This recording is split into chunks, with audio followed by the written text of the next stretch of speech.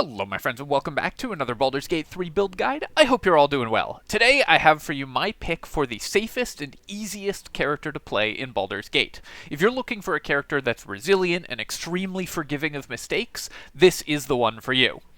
This is also a very powerful addition to a party for advanced players, but in particular I think this is useful because it lets you get out of bad situations so well, and is extremely forgiving of misplays, bad die rolls, buggy lines of sight, buggy movement, all of which are known to happen in this game. And so I think that even in heavily optimized parties, this is an excellent addition to a party that will keep your other party mates alive and be just an incredibly safe way to play through the game. This is a great pick for an honor mode party if that's something you're going for, especially if you're not like 100% confident in your perfect tactical plays, which nobody should be, and also just an excellent addition to any party overall, because it will help keep your party alive, even if things go horribly wrong. The character that I'm talking about is a Paladin, specifically an Oath of Ancients Paladin, and so we are going to demonstrate this character using Minthara, but I also think this makes for one of the best, maybe even the best, main character in the game if you are just looking for a smooth and easy way to play through the game. You get access to great dialogue skills, as well as being extremely tanky, resilient, and providing a lot of support to your party. Let's jump right in and build this character. First up, if you're not playing this on Minthara, then for racial options, the usual best races all apply, but special option for Gnome in this case, because advantage on saving throws will really lean into this character's goal of being as safe as possible. So gnomes get advantage on the mental saving throws. As a paladin, you're going to have excellent saving throws, so you'll basically never fail mental saving throws. But other great options include Wood Elf for bonus movement speed, Githyanki for Misty Step, which is good for getting out of bad situations, and also extra skill proficiencies, which can be used for dialogue skills or anything else you need, Dwergar for at-will invisibility, or Halfling to reroll ones, which again plays really well with the character's idea of trying to mitigate the bad RNG or bad luck as much as possible. For our subclass selection, we are going to go with the Oath of the Ancients Paladin. This is the defensive paladin option, and the reason for that this is good is there's a couple abilities that you will get much later on that are extremely powerful from Oath of the Ancients, but even right from level 1, you get an extraordinarily powerful ability for keeping your teammates alive. That is Healing Radiance, which is a bonus action that costs a channel Oath charge and heals you and every ally within 10 feet for 5 hit points as a bonus action, and then next turn it does it again. One of the single best spells in the game is Healing Word, a bonus action that costs a spell slot and only hits one target. This is Healing Word on steroids. It hits everybody, it doesn't cost a spell slot, meaning that you can bring downed allies back to life with it, you can keep allies alive, and you can even cast it in advance because it lasts for 2 turns, gaining, so you can cast it, have an ally go down on an enemy turn, and then they'll pop back up at the beginning of your next turn when the Healing Radiance effect goes off. This is an incredibly powerful ability that really makes your party much safer in the very difficult early levels. And of course, the first 3 levels of the game are the point where the game is hardest, especially on honor mode. So having this sort of safety bubble or safety button, emergency button, is extremely powerful for any character to any party to have. You also, just as a paladin, get access to Lay on Hands, so some additional healing. Don't use this in combat unless you need to get an ally up from the ground, but this is very useful for removing poisons and diseases, and just having some emergency healing in your back pocket is also very powerful. And Divine Sense, which is an ability that's very easy to forget, but there are a lot of fiends and undead in this game, and a bonus action to get advantage on attacks against them for 2 turns is also extremely good, and something that you should really keep in mind. Use this frequently, because it's free to use. It just costs your bonus action, but doesn't take a resource or anything like that, and so it will allow you to gain advantage on those attack rolls very often, meaning that you are more likely to hit and more likely to critically hit with your smite attacks. For our ability selection, we're actually going to do something a little non-standard for this character. because paladins are what's called multi-attribute dependent, or MAD. What that means is that they want 5 of the 6 attributes to be high at all times. And often when I say this, I'll get people in my comments going, paladins aren't multi-attribute dependent, they only need 5 of the attributes. Like, yes, that's what that means. They need 5 of the attributes. That's a lot of different attributes.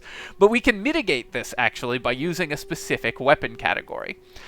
If we use finesse weapons, and because we intend to be using a one-handed weapon and a shield throughout the game, we have access to all the best finesse weapons in the game and not all of the best strength-based weapons, then we can make our attacks using dexterity instead of strength.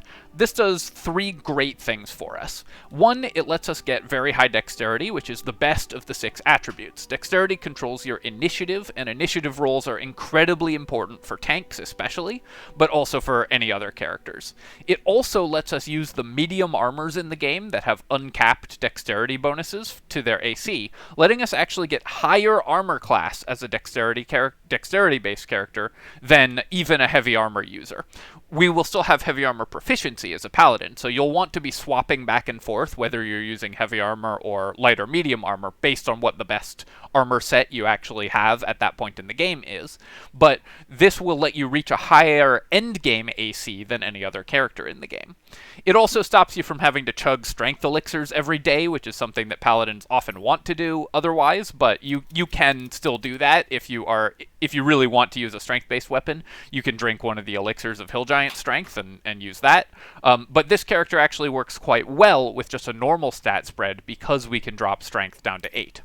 You will still do great damage because most of Paladin's damage come from their smite attacks, not their actual weapon attacks. So you will be able to bring out high damage spikes whenever you actually need them, while still providing a ton of utility and not costing your party resources. This way also, if you have a monk or a barbarian or somebody else who really wants those strength elixirs in your party, you can feed them to them and not have to stock up on twice as many, which just gets pretty annoying to manage. Alright, let's build the actual stat spread. So we're going to start with 16 dexterity, 16 constitution to max out on hit points, 12 wisdom, and 14 charisma. Charisma is really important for paladins later on. You could leave this lower for the early game because we're not going to take spells that actually require enemies to make a charisma saving throw, but charisma will be really good for us as we level up, so we're going to want as much of it as we can get. Items and stuff that increase our charisma will also end up being pretty good for us later on. This stat spread gives us great initiative, great hit points, good saving throws in the most important saving throws, and good charisma, which will give us even better saving throws once we get access to our auras later on. For our skill selection, the really important one, of course, if you are a main character, and this character is very likely to be your party face doing a lot of your dialogue checks, you're going to want persuasion, and intimidation is also really nice to have. One thing that you can also do is play a Zariel Tiefling to get racial access to the Thaumaturgy cantrip, giving you advantage on intimidation checks. That can be pretty powerful. Athletics is worse on this than it is on most melee characters because our strength will be low, so we'll be taking an athletics penalty. It's still not a terrible pick, but generally speaking, I'm going to suggest for a main character, you're going to want insight, intimidation, and persuasion. You can take a background that gives you persuasion and insight, like Guild Artisan, and then put the extra skill points elsewhere. Guild Artisan is probably the best background for this character, but in general, you're going to want to put your points in dialogue skills for this character, since it's going to be doing a lot of your talking.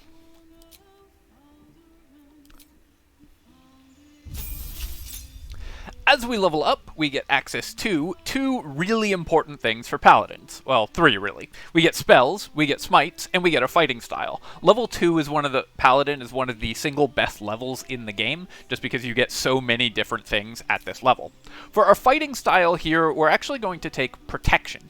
This character does not end up with great reactions, and so having protection to give disadvantage on an attack against an ally within 5 feet can be extremely powerful. You could also take defense or dueling if you want more damage or more armor, but protection fits with the theme of trying to keep our party alive, and does really well. Paladins really want to have other melee allies working with them, so this character will work very well with, say, a Lae'zel, Karlach, Astarion sort of team, something along those lines, because they want their allies to be grouped next to them for their auras. When those allies are next to them for the auras, you also gain the advantage of the protection fighting style as long as you stay within 5 feet of them, and can protect allies from dangerous enemy attacks. Imposing disadvantage is one of the most powerful things you can do as a reaction, and this character does not otherwise get great uses for its reactions, so this is extremely strong. I talk about this a lot, but every character has, in every turn of combat, 5 resources that they want to use: action, bonus action, reaction, movement, and concentration, and you should try to have good uses for all of them. So adding protection fighting style into this character gives them a great use for their reaction, a resource they wouldn't otherwise be using.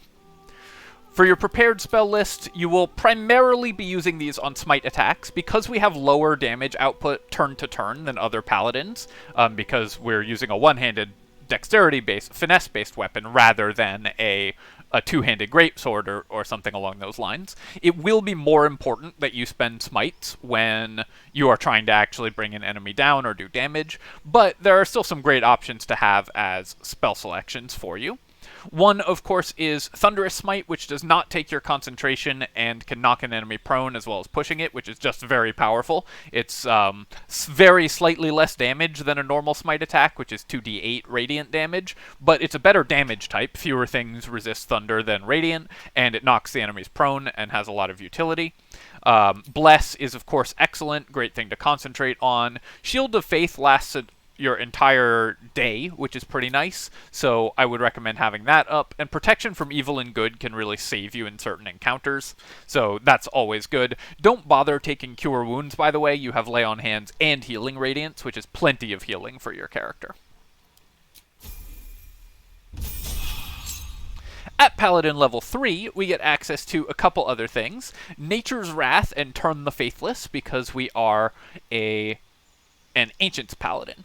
If you have found ways to increase your charisma, these end up pretty good, because Restrain is a very powerful effect, but generally you're going to want to spend your Channel Oath charge, which are pretty limited. You only get 1 at these early levels, and it's on a short rest cooldown, on Healing Radiance rather than on these 2 abilities, so you can mostly ignore these abilities.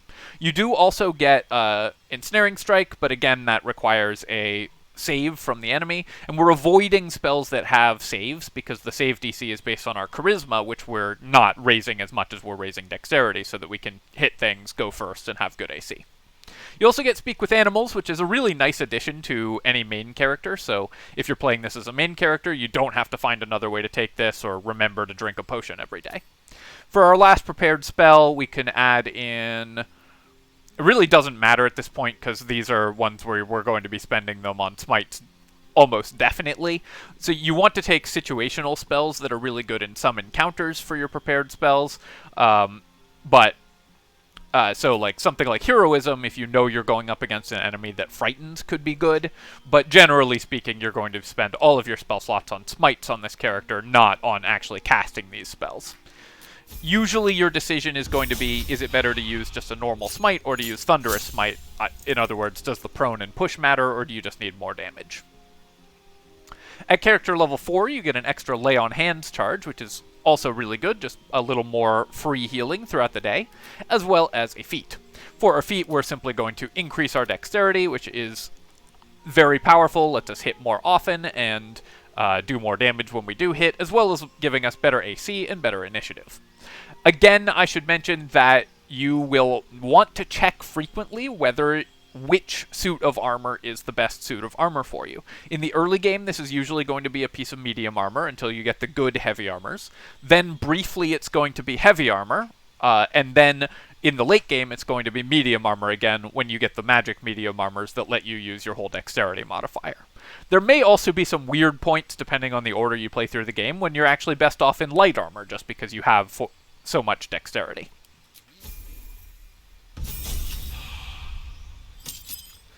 At Paladin level 5, you get access to extra attack, one of the best features for every martial character, of course, and really increases your damage output. But also, really importantly for our goal of being safe and staying alive, we get, as an Ancients Paladin, Misty Step. Misty Step is a bonus action teleport, so you can use this and then still move and then still dash for a total movement of 120 feet, or if you have Long Strider or are a Wood Elf or something like that. Meaning that if the fight starts to go bad, you can Misty Step out and run away. On Honor mode, this is something that is really, really good to have access to. Running away from fights is an important skill that you should develop if you're playing on Honor mode. You also get Moonbeam, which you usually shouldn't use on this character. Enemies get a save for half, which is based on your Charisma bonus, so they'll always take half damage, and you're better off just attacking. And spending this spell slot on a smite. But having access to Misty Step is never bad. You should usually, during your adventuring day, try to save a level 2 spell slot in case you need an emergency Misty Step. For our actual level 2 prepared spells, we get to take a couple here, so let's pull off some of the least useful ones and figure out what we need. Branding Smite is actually pretty good against certain encounters. It can prevent enemies from going invisible. While it's, again, less damage and requires your concentration, preventing an enemy from going invisible, there's no save against this effect, is pretty useful in some encounters, so you could use it in those encounters. Protection from poison is quite good in also certain encounters. Mostly, though, your level 2 spells are all going to be smites.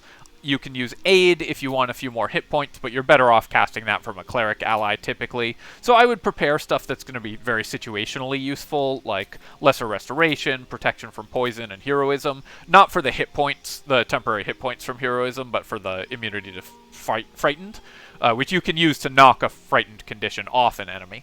Or Branding Smite if you're facing something that likes to go invisible. Paladin level 6, we get the feature that makes Paladins amazing. Aura of Protection. You and any nearby allies within 10 feet get a plus 0 bonus to saving throws. This bonus is actually not plus 0, the tooltip is just broken. It's plus your Charisma bonus. So with 14 Charisma, we're getting plus 2 to all of our saving throws, meaning that our saves are going to be incredible.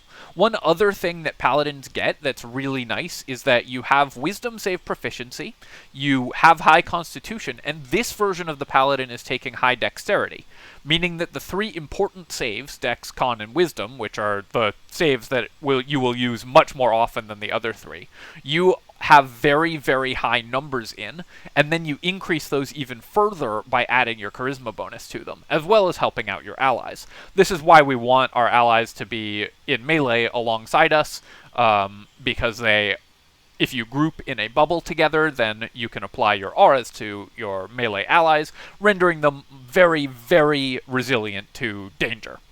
If you are going alongside damage dealers and so on, then your allies can benefit from having a tank like this in your party because you provide so much support to your party members.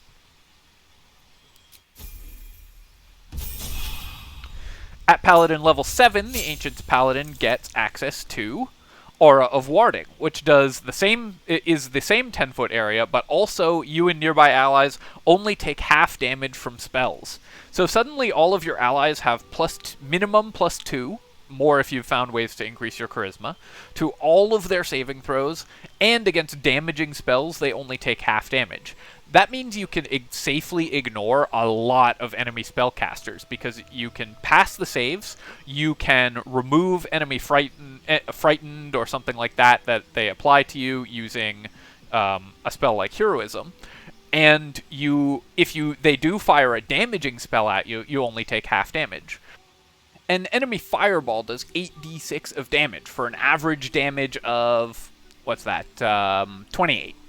So the 28 average damage that's incoming to your paladin or your party at level 7 is going to be halved if you make the dexterity saving throw. Pretty easy to do when you have 18 dexterity plus 2 saves from your charisma, and then even easier potentially for your allies who might have proficiency in dex saves. So you'll take half damage for 14, and then you'll take half damage again for only 7. So the enemies will be spending a level 3 spell slot to do 7 damage to you, something that you can ignore, or just heal off with Healing Radiance as a bonus action. This means that you can safely run through walls of fire, you can safely ignore most enemy spellcasters. You also don't need to take evocation on your wizards, even if you do sometimes accidentally hit your allies with spells, because you will be able to just ignore the damage that's incoming from your evocation wizard. A wall of fire cast on top of this paladin will deal like 5 damage to them around, meaning that an enemy who's trapped in there with you is taking tons and tons of damage while you are pretty much ignoring the incoming damage. Just a very powerful effect to have for your party. Extremely, extremely useful. Paladin level 8, we get another feat, and we're simply going to increase our dexterity again. Another option here, if you are feeling like you're already hitting your attacks and stuff, this isn't what I would recommend, but I should mention it. If you want to move this earlier in your build, it's definitely an option to do so, is to pick up the Sentinel feat. Sentinel gives you advantage on opportunity attacks, and when you hit an enemy with an opportunity attack, they have to stop moving. If your main combo is stuff like trapping an enemy inside wall of fire and having your paladin ignore it, or just having an evocation wizard who doesn't do damage to your paladin, then you can take Sentinel to keep enemies trapped in damaging spell effects with you. That's very, very powerful. It also helps protect your allies, and when you're grouped up next to your allies, you're likely to get the opportunity attack reaction as well when they try to target an ally. Given that we're a protection fighting style character, though, you're usually going to want to impose disadvantage rather than make an attack for not much damage, although at later levels we'll start doing more damage as well, even with our basic attacks, so that can be more useful depending on the situation. By default, though, we're just going to take an ability improvement and increase our dexterity. At Paladin level 9, we get access to 3rd level spells, and you could at this point have deviated from Paladin. If you want to dip another class, level 8 is the time to get out of Paladin, because you've already gotten everything that you came for. You've gotten your 2 feats, you could take 4 levels of Fighter for Action Surge, 4 levels of a full casting class in order to increase your spell slots for higher level smites and more utility. But I actually think that you will want to stay in Paladin for a couple reasons. One, it's kind of nice that you just aren't multi-classing with such a powerful build, and 2, you get access to a few goodies later down the line. Unfortunately for the Ancients Paladin, the goodies are not your Oath spells. Protection from Energy and Plant Growth are both very good, but you don't have any way to become immune to difficult terrain easily on this character. You would need items for that. So Plant Growth is less powerful for you than it is for Druids. It can keep enemy melee characters trapped next to you, or enemy characters trapped in melee with you by slowing their movement, but it makes you much slower at moving around the battlefield if you try to cast it on yourself. Still an excellent spell, but not the most amazing spell. And Protection from Energy is good to have for certain encounters, of course, but not one that you're going to cast that often. However, at Paladin level 3, you do also get access to a bunch of other great utility spells, like Remove Curse and Warden of Vitality. Warden of Vitality gives you another bonus action heal, which is basically a healing word every turn for the entire fight. That can sometimes be useful in some encounters that want you to heal very often, or if your party members are starting to drop, you can use this. Generally, you're going to want to just use Healing Radiance instead of this, but this is an option in some encounters, so I don't hate picking this up. I wouldn't recommend Crusader's Mantle. It requires your concentration, and you'll do more damage just using that spell slot for a smite. Daylight is very good, obviously, in some encounters, of course. And Elemental Weapon does give you an additional bonus to your attack rolls, which will let you hit more often with your smites. It also lasts all day, which is very powerful. So you can use this as long as you don't lose concentration on it. You'll be very good at passing concentration checks on this character, of course, because you have bonuses to all your saves and high constitution. So elemental weapon is an option. Again, your level 3 spells you're mostly going to spend on smites, but for certain situations they can be very good. Paladin level 10 gets us Aura of Courage, making you immune to Frightened, which single-handedly wins one of the harder boss encounters in the game. Well, not wins entirely, but removes the hardest aspect of one of the hardest late-game boss encounters in the game. So that by itself is really nice. And it also just makes your character way more resilient, your whole party way more resilient to a lot of dangerous mental effects that can be applied. You can just ignore half of the spells in the game now because you're immune to Charm, you're immune to Frightened, and so on. Collecting your party around a Paladin just gives you a great anchor point for your combats as well, so it really makes you safer in a lot of ways. At Paladin level 11, we get the best reason to stay in Paladin, though, which is Improved Divine Smite. This makes all your attacks, not just smites, deal an extra d8 of damage. That basically raises the level of all your smites by 1, and just makes all your attacks do, I guess, a level 0 smite, is one way to think of it. If every attack is doing a level 0 smite, it's just a lot of extra damage. Any way you have to apply multiple attacks in a fight is very powerful, so this character works very well with haste and elixirs of bloodlust, especially at lower difficulties, at where you get multiple attacks from those extra actions. And this character benefits very strongly from just having extra damage dice, because normally your weapon attacks are slightly weaker than other characters, since you're going other melee characters, since you're using one-handed finesse weapons. But the extra damage dice work really well. You're already fishing for criticals to double your smite damage, so extra damage dice from Improved Divine Smite works extremely well with that. And then, since we've already gone for Paladin level 11, we might as well round it out with level 12, taking a feat. And the feat that I recommend here is going to be Sentinel. There are a bunch of other really good options, though. If you find you are still losing initiative, Alert is incredible, of course. You are never wrong to take Alert. And a couple other options. You could pick up Savage Attacker as well if you want more damage. Savage Attacker is incredibly good for Paladins, especially where most of your damage comes from smites, because it rerolls all the damage dice that you're doing with your smites, allowing you to effectively increase your smite damage by about 25%. It's a little under 25% on average, but it's still very good. And that means that your average damage on this character goes up by a lot, especially because it rerolls the damage die from its improved smite. I think that Sentinel actually has a little more utility than just doing more damage, because this isn't primarily a damage-based character. It's primarily about keeping your other 3 party members alive while they do their thing. But if you're finding that this character could just use a little more damage, then Savage Attacker is also a great pick. And there you have it. That's a level 12 Ancients Paladin, which I think is one of the safest characters you can possibly play.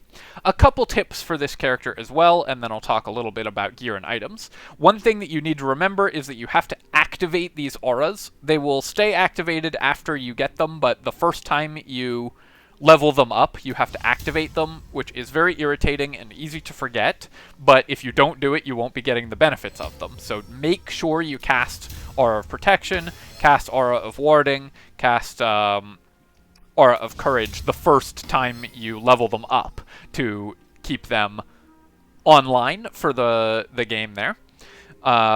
You won't have to do this every time you long rest, but you have to do it when you level them up. Also, very useful for Paladins is go to your spellbook, go to the Reactions tab of your spellbook, and make sure your Divine Smites are always set to Yes and Ask. The reason for this is that then you can make your attack and decide whether to use Divine Smite based on whether it hits and how much damage it hits for. So if we were to make an attack with our weapon here against Withers, we can choose, we can choose whether to use Luck of the Far Realms. We hit, and then we can see how much damage the attack did before we decide whether we're going to waste a smite attack on it or not. This way, if an enemy is at low health, you can use a smite. If you want to try to attack again and get a critical hit with your second attack, you can use Divine Smite on a critical hit. And you should pretty much always use Divine Smite on a critical hit. So also things that guarantee critical hits, like the Illithid Power Luck of the Far Realms.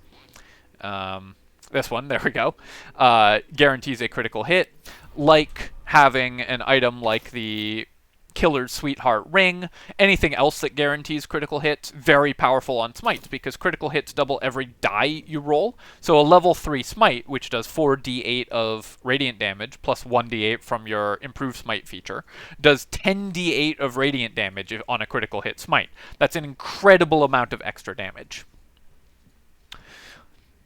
Other tips mostly is just keep this character tightly grouped with your allies so that you can use protection and so that they benefit from your auras in combat. So this plays best with other melee characters. It's not like you can't have a back line, but you definitely want to have a back line. Use Lay on Hands and Healing Radiance both for downed allies, especially if an ally goes to 0 hit points, you can get them back up into the fight with these. But a 48-point healing burst on Lay on Hands with multiple charges throughout the day is really powerful. You can use this if a character takes a really bad hit and you just want them to be at full health. Many characters this is going to get back to full health from most attacks in the game in one go. It wastes all your healing for that day, but it's just something to keep in mind, that that's one of the biggest heals in the game, just on using all of your Lay on Hands. For gear for this character, you're going to want to use either heavy armor or medium armor, depending on the stage of the game. Heavy armor in the mid-game, medium armor in the early game, and when you get access to the medium armors that let you have uncapped dexterity. So you can see here with the protective plate that gives you 18 AC and doesn't let you use your dex bonus, we have 20 AC. With the Yuan-Ti Scale Mail, which has 15 AC and lets us use our full dex bonus, we have 22 AC. With the Armor of Agility, which you get later on, you can have 24 AC, making you the highest AC character in the game on this character, 25 if you took Defensive Fighting Style instead of Protection. You will also want a finesse weapon of some kind, so you need a one-handed weapon with the finesse weapon tag.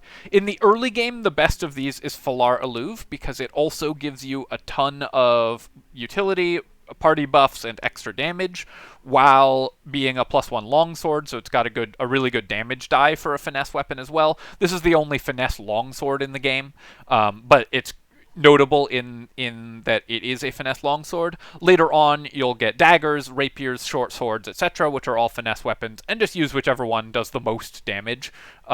Which particular weapon you use is not going to be terribly important, although there's a rapier that gives you multiple reactions that is also very good in the late game. Other than that, your gear doesn't matter. In particular, things that increase your charisma are very strong, items that give you additional saving throws are very strong, and items that let you cast spells that don't require saves are very strong. This character also makes a good utility spellcaster for concentration-based scrolls, so if you find a scroll of haste or something and you want to use it on an ally, this character is one of the best characters in the game at maintaining concentration because of your very good saves. So worth having scrolls and utility items on your character. This character does solid damage, very good at keeping your party alive, extremely forgiving of misplays and bugs and tactical errors in the game, and I think one of the best characters that you can have on Honor Mode. You won't be the highest damage output in the game, but you're a very, very safe character, and especially good for new players. You also get a lot of the really important dialogue skills, so you get to play the game in one of the most fun ways by making all your dialogue checks. Alright, my friends, I hope that you've enjoyed this video, and as always, of course, feel free to leave a comment, subscribe to the channel for more of this and other strategy game content, and I will catch you next time. Cheers, folks. GG.